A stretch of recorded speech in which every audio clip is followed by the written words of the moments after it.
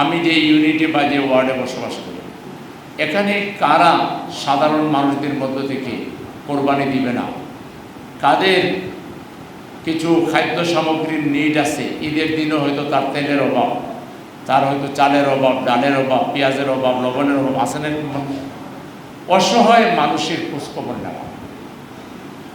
অসহায় মানুষের খোঁজখবর নিতেন কে সবচেয়ে বেশি? আল্লাহর নবী মুহাম্মদুর রাসূলুল্লাহ সাল্লাল্লাহু আলাইহি ওয়াসাল্লাম। তাহলে এটা তার সুন্নত। এই সময় নবীর সুন্নত আমরা বেশি করে পালন করব, যে কারা অসহায় আছে এদের তালিকা করব, আর যারা সামর্থ্যবান এদের কাছে গিয়ে বলবো, এই যে দেখেন আমাদের এলাকায় 200 মানুষ অসহায় আছে, এদের একটু গোশত দরকার, এদের একটু তরিতরকারি, লবণ, ডাল, চাল এগুলো দরকার, আপনি কিছু সাহায্য করেন। আমরা ফুড প্যাকেট কালেকশন করব, আমরা গোশত কালেকশন করব, অ্যাটলিস্ট 10 কেজি গোশত হইল কালেকশন করে 5 জন মানুষকে আমি দেব। 10টা ফুড প্যাকেট কালেকশন করে আমি 10 জন মানুষকে দেব। এটা যে কত বড় সওয়াব!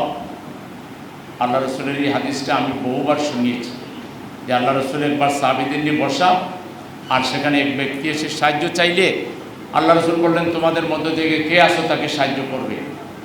একজন বলল, তাকে সাহায্য করলে আমাদের কী লাভ হবে? আল্লাহ রসুল বললেন, লাভটা এরকম হবে, তুমি যদি 30 দিন 1 মাস ব্যাপী ইতিকাফ করতে, তাহলে যে সওয়াব হইত এবং আল্লাহ এবং তার নবী যে খুশি হইতেন, তার চেয়ে বেশি সওয়াবও হবে এবং আল্লাহ এবং তার রসুল তার চেয়ে বেশি খুশি হবে। তাহলে ইবাদত আমরা শুধু আনুষ্ঠানিক যেগুলো এগুলো বুঝি, কিন্তু অনানুষ্ঠানিক সামাজিক কাজের যে সওয়াব, আল্লাহর ইবাদতগুলোকে আমরা 2 ভাগে, ইসলাম 2 ভাগে ভাগ করেছে। একটা হলো হক করলাম, আর একটা হলো হক করলে ইবাদত। প্রতিবেশীর হক, অসহায় গরিব মানুষের প্রতি নজর দেওয়া, আল্লাহর হক শিরক ছাড়া আর যে কোনো হক আল্লাহর নষ্ট হলে তওবা করলে আল্লাহ মাফ করে দেবে। আল্লাহ বলেছে, তোমরা আমার কাছে তওবা করো, আমি মাফ করে দেব। কিন্তু মানুষের হক, পাঞ্জাবের জগতে একটি বিশ্বস্ত নাম শাবাব এথনিক ওয়্যার। এটা এমন জটিল যে এটার কোনো আপনার নাই, রেমেডি নাই। নামাজ আপনি কাজা করলেন, রেমেডি আছে। নামাজ কাজা করলে আপনি কি পরিমাণ মানে এর কিসাস দিলে, কি পরিমাণ দিলে আপনার নামাজ কাজা করার পরে আল্লাহ মাফ করে দিবে, অথবা নামাজ কাজা আপনার শুধরাই নিতে হবে। রোজা ভাঙলে, একটার জন্য 60টা রোজা রাখলে এটা হয়ে যাবে। কিন্তু মানুষের হক নষ্ট করলে এটা কোনো রেমেডি নাই। রেমেডি হইল ওই ব্যক্তিকে মাফ করতে হবে, আল্লাহ মাফ করবে। এটা কিন্তু আরও বেশি সেন্সিটিভ, এটা আরও বেশি গুরুত্বপূর্ণ। তাই এই সমাজের কত মানুষ তো এবার কোরবানি করবে না, এই সমাজের কত মানুষ ঈদের দিনও বাদ চাইতে পারবে না। আল্লাহ যে বললেন, কুনতুম খায়রা উম্মাতিন উখরিজাত লিন-নাস, তোমরা এই সর্বোত্তম জাতি, তোমাদেরকে এনেছি মানুষের কল্যাণের জন্য।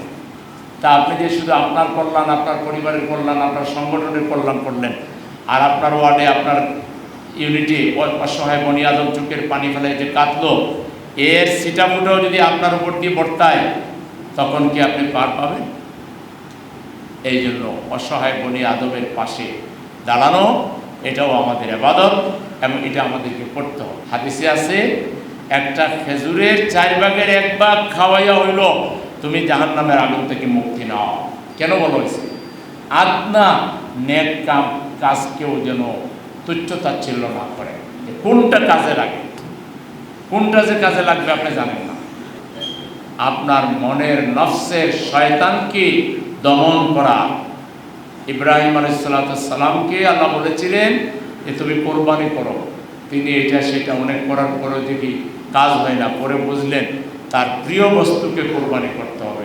আর তার মানে তার একমাত্র 86 বছরে পাওয়া একমাত্র সন্তানকে কোরবানি করতে হবে। আল্লাহর আদেশ বুঝতে পেরে তার ছেলেকে বললেন, এটা হলো আল্লাহর হুকুম, তোমার বক্তব্য কি? তিনি বললেন, আল্লাহ যা হুকুম করেছেন সেভাবেই করেন, আমাকে ধৈর্যশীলদের মধ্যে পাবেন।